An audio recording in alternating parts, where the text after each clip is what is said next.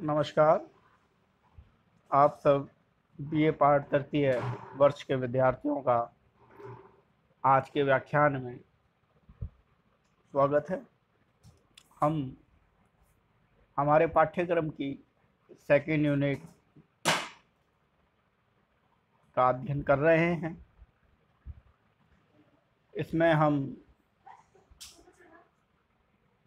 हम max weber की जो प्रथम गतिविधि है, जो प्रथम अवधारणा है,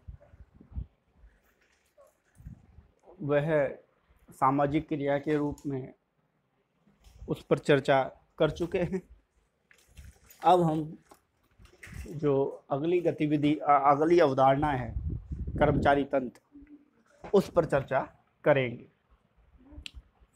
मैक्स वेबर ने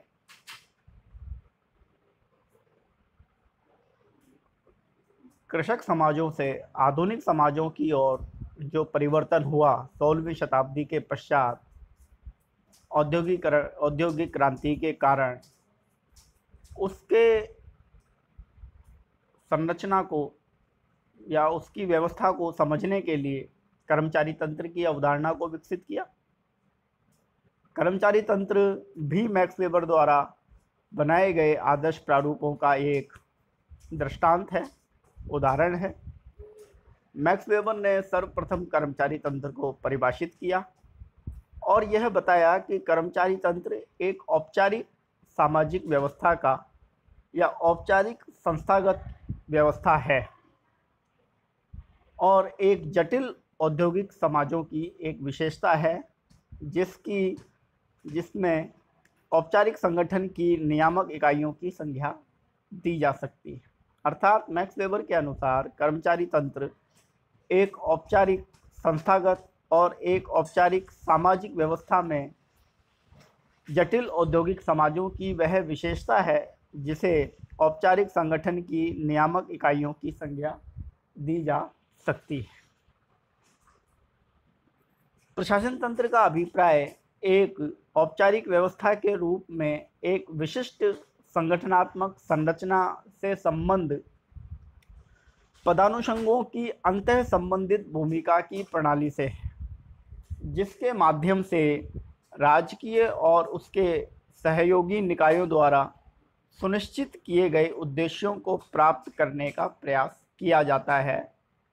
अर्थात मैक्स वेबर कर्मचारी तंत्र की जो परिभाषा सामने रखते हैं, उसके अनुसार प्रशासन तंत्र या कर्मचारी तंत्र एक औपचारिक व्यवस्था के रूप में विशिष्ट संगठनात्मक संरचना से संबंधित पदानुषंगों की अंतर संबंधित भूमिका की प्रणाली से है। पदानुषंग से सामान्य अर्थ यह होता है कि एक पद के ऊपर दूसरा पद, अर्थात एक संरचनात्मक संस्तरणात्मक व्यवस्था जिसमें एक पद के ऊपर का जो पद है उसके पास अपने निचले पद को नियंत्रित और निर्देशित करने की शक्तियां या सत्ता प्राप्त होती है। इसी प्रकार एक पद के ऊपर दूसरा पद, दूसरे पद के ऊपर तीसरा पद।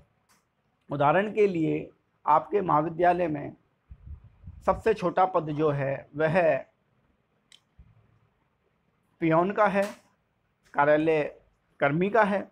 उसके ऊपर एलडीसी होता है, उसके ऊपर यूडीसी होता है, यूडीसी के ऊपर ऑफिस असिस्टेंट होता है, ऑफिस असिस्टेंट के ऊपर ऑफिस सुपरिटेंडेंट होता है और ऑफिस सुपरिटेंडेंट के ऊपर महाविद्यालय के प्राचार्य और उप प्राचार्य होते हैं।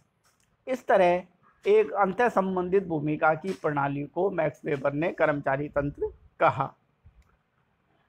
इस कर्मचारी तंत्र के माध्यम से राजकीय और उसके सहयोगी निकायों द्वारा सुनिश्चित किए गए उद्देश्यों को प्राप्त करने का प्रयास किया जाता है। उदाहरण के लिए महाविद्यालय में विद्यार्थियों की शिक्षण व्यवस्था को बनाए रखने के लिए कर्मचारी तंत्र निर्मित किया गया है। पुलिस व्यवस्था में कानून व्यवस्था को जिले में बनाए रखने के लिए एक कर्मचारी तंत्र विकसित किया गया है। जिले में रेवेन्यू का कलेक्शन के लिए कलेक्टर के रूप में एक कर्मचारी तंत्र को निर्मित किया गया है।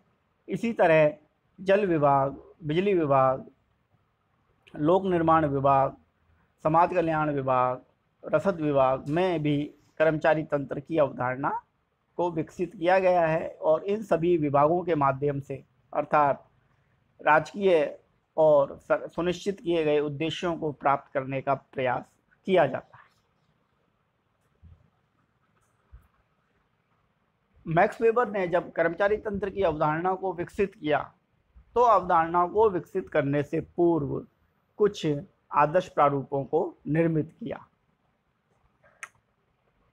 कर्मचारी तंत्र का पहला आदर्श प्रारूप है कि यह एक औपचारिक संगठन है। मैंने आपको पूर्व में भी इसकी परिभाषा के समय भी बताया था। कर्मचारी तंत्र एक औपचारिक संगठन है। औपचारिक संगठन से आशय ऐसे संगठन से है जिसमें व्यक्तिगत भावनात्मक या संवेगात्मक लगाव शून्य होता है। नियम आधारित व्यवस्था को औपचारिक संगठन कहते हैं।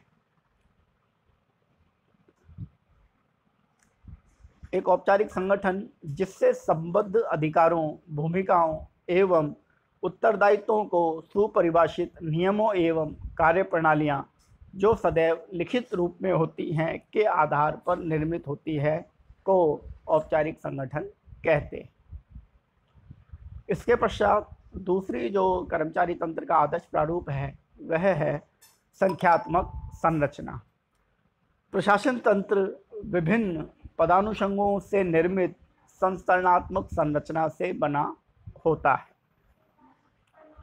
अर्थात प्रशासन तंत्र या कर्मचारी तंत्र विभिन्न पदानुषंग जो मैंने आपको बताया क्या होते हैं से निर्मित संरचनात्मक मतलब उच्चता एवं निम्नता के कड़ी के रूप से बना हुआ होता है।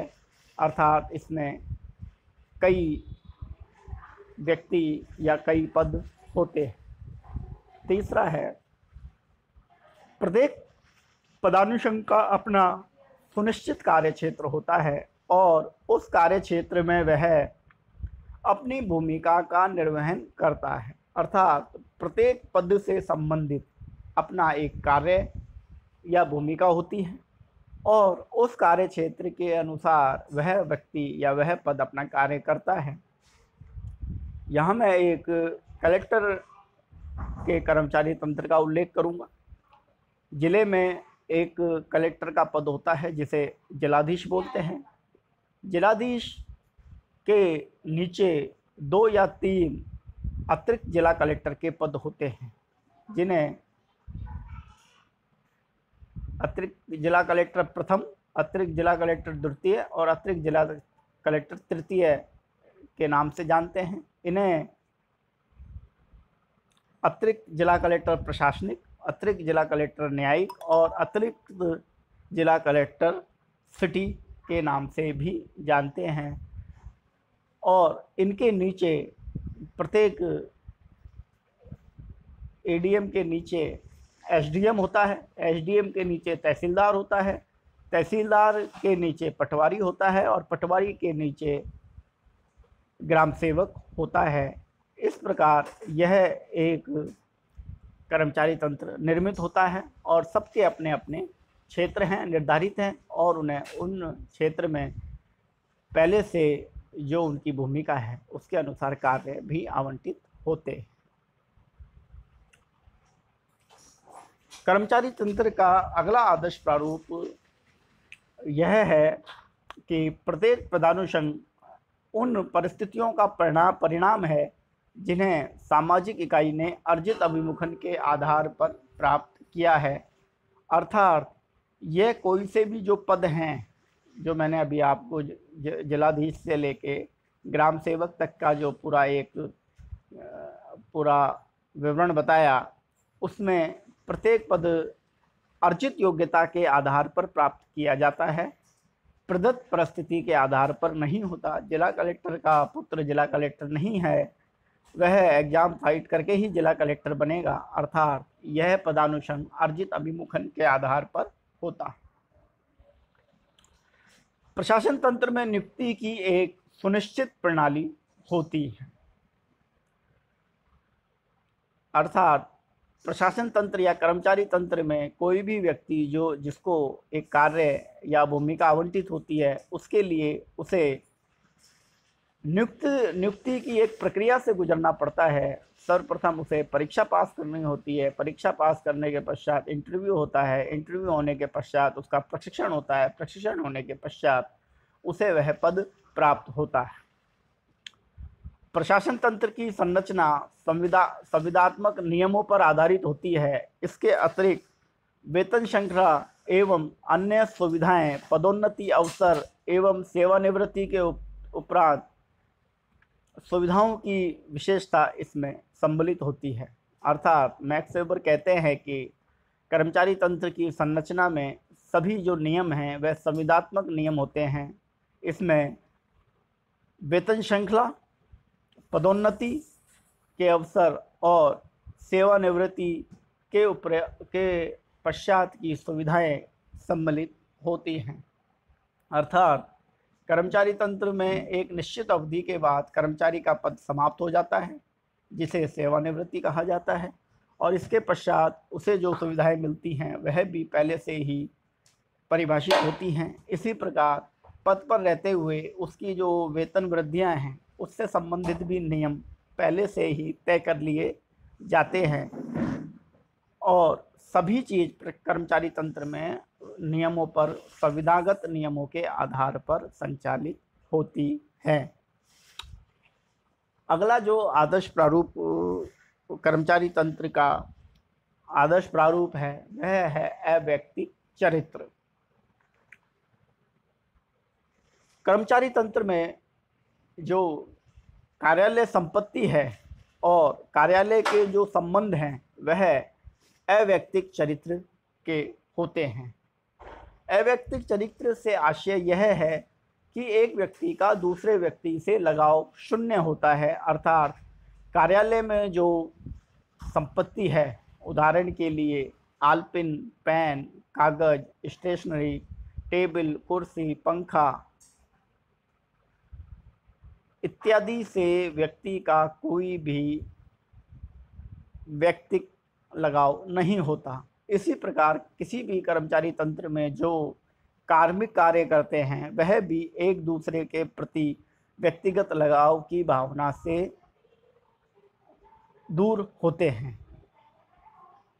यह कर्मचारी तंत्र की जो अवैयक्तिक चरित्र का जो आदर्श प्रारूप है यह बहुत महत्वपूर्ण आदर्श प्रारूप है। आज के व्याख्यान में हमने कर्मचारी तंत्र की परिभाषा और कर्मचारी तंत्र के 7 महत्वपूर्ण आदर्श प्रारूपों की चर्चा की है। अगला जो व्याख्यान है उसमें हम इन 7 आदर्श प्रारूपों से आगे के आदर्श प्रारूपों की चर्चा करेंगे। यहाँ मैं आपको पुनः जो 7 आदर्श प्रारूप हैं उनके बारे में एक बार पुनः संक्षिप्त में अवगत करा रहा हूँ। प्रथम जो है वह है औपचारिक संगठन। अर्थात कर्मचारी तंत्र में औपचारिकताएं निहित होती हैं, नियमों के आधार पर समस्त कार्य किए जाते हैं। दूसरा है संख्यात्मक संरचना। कर्मचारी तंत्र की अपनी एक संख्यात्मक संरचना होती है, अर्थात इसमें विभिन्न पद उच्चता एवं निम्नता के भाव से, जिसे संस्तरण बोलते हैं, के आधार पर संरचित होते हैं और इसी आधार पर वह व्यवस्था बनी होती। इसके पश्चात जो तीसरा आदर्श प्रारूप है वह है सुनिश्चित कार्य क्षेत्र। अर्थात कर्मचारी तंत्र में प्रत्येक पद का अपना एक पहले से ही निश्चित किया गया कार्य होता है, कार्य क्षेत्र होता है, जिसके अनुसार वह उस पद पर बैठा हुआ व्यक्ति अपनी भूमिका का निर्वहन करता है। चौथा जो आदर्श प्रारूप है वह है अर्जित अभिमुखन। अर्थात कर्मचारी तंत्र में कोई भी पद पर बैठा व्यक्ति अपनी योग्यता के आधार पर ही इन पदों को प्राप्त करता है, जिसे अर्जित अभिमुखन कहा जाता है। पांचवा है सुनिश्चित कार्यप्रणाली। नियुक्ति की सुनिश्चित कार्यप्रणाली, अर्थात प्रशासन तंत्र में किसी भी कार्मिक की नियुक्ति एक प्रक्रिया के तहत होती है, जिसमें न्यूनतम योग्यता, परीक्षा पास करना, उसके पश्चात परीक्षण और फिर नियुक्ति की प्रक्रिया सम्मिलित है। छठा जो आदर्श प्रारूप है वह है संविदात्मक नियम। अर्थात कर्मचारी तंत्र में प्रत्येक कार्य या प्रत्येक कार्य क्षेत्र नियमों से बंधा होता है और अंतिम जो आज के व्याख्यान का आदर्श प्रारूप है कर्मचारी तंत्र का, वह है अव्यक्तिक चरित्र, अर्थात कर्मचारी तंत्र में कार्यालय संपत्ति और व्यक्ति का व्यक्ति से जो संबंध है वह सदैव अव्यक्तिक होता है। आज के व्याख्यान में इतना ही। धन्यवाद।